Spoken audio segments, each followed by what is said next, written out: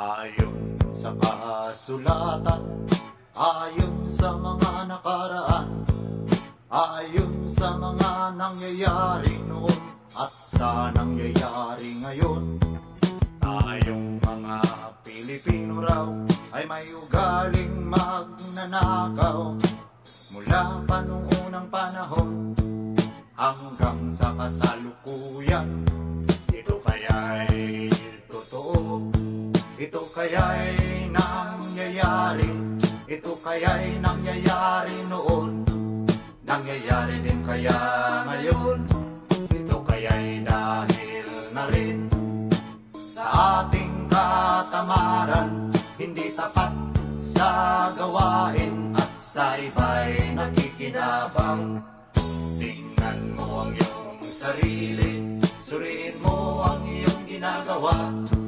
Ikaw ba'y isang magnanakaw, ang taong mapagsamantala?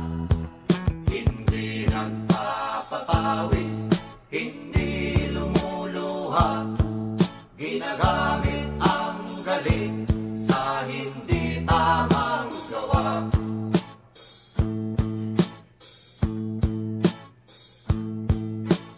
Ang magnanakaw ay mapagsamantala, magaling magkunwari, madaling makilala, balat kayong ginagamit kahit hindi sa pirata.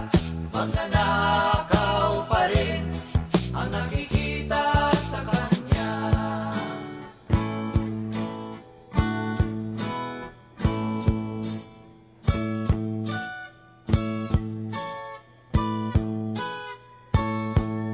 Ay nagnanakaw ng oras, talino at pawis, pati ang galing, kung minsa'y ninanakaw din. Ano kaya ang dapat gawin?